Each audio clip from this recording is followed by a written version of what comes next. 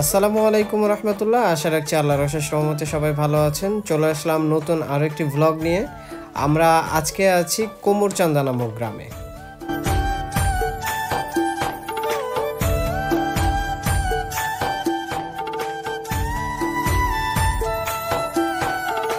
রাস্তা দিয়ে যাওয়ার সময় এইরকম একটা গাড়ি, ব্যাটারি চালিত গাড়ি দেখতে পেলাম। গাড়িটা বেশ ইউনিক ছিল।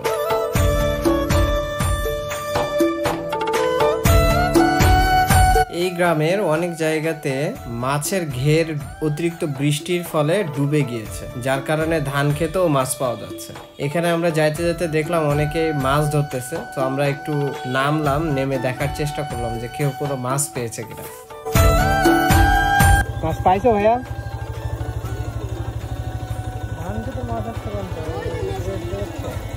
মাছ নিয়ে চলে গেছে?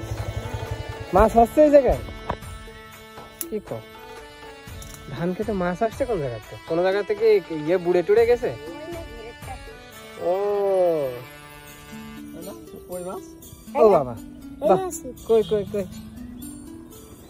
ছোট ছোট কই। কয়টা মাছ ধরিস এরকম? সে নিয়ে চলে গেছে।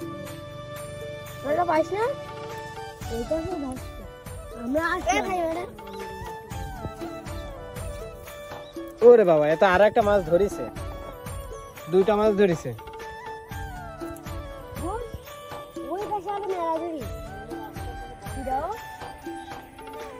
এখানে হচ্ছে রাস্তার সাইডে হচ্ছে ধান ক্ষেত, ওই সাইডে একটা কি বলে এটা, ঘের।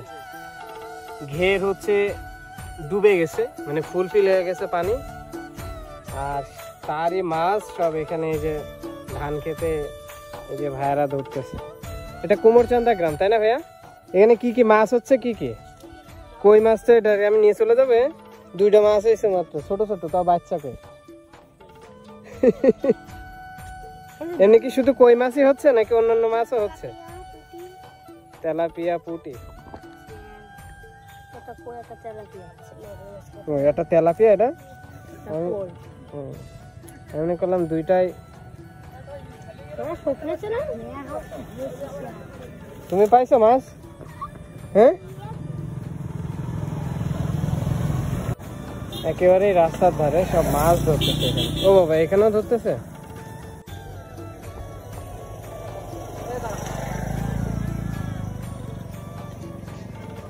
এখানেও মাছ ধরছে, সামনেও মনে হয় মাছ ধরতেছে।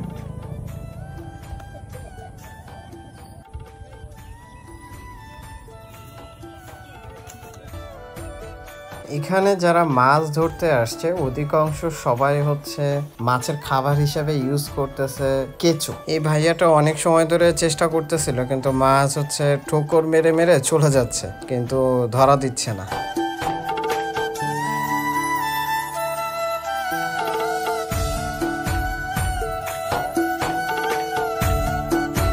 অবশেষে ভাইয়া আর একটা মাছও পেল না, আর আমাদেরও সময় অল্প থাকার কারণে আমরাও বের হয়ে আসলাম এখান থেকে।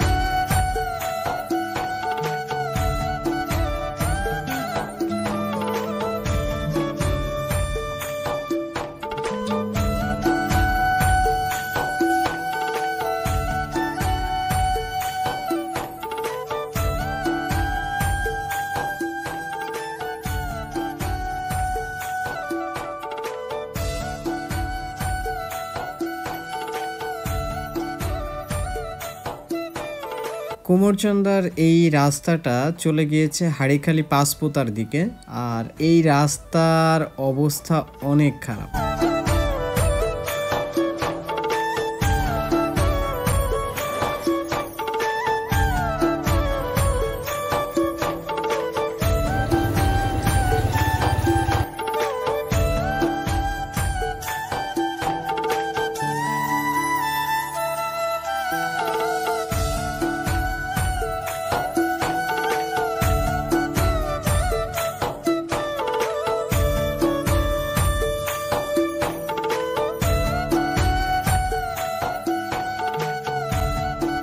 এই বাজারটা হচ্ছে দেউলি পাঁচপোতার বাজার, এরপরে সামনে আগালেই হচ্ছে হাড়িখালি।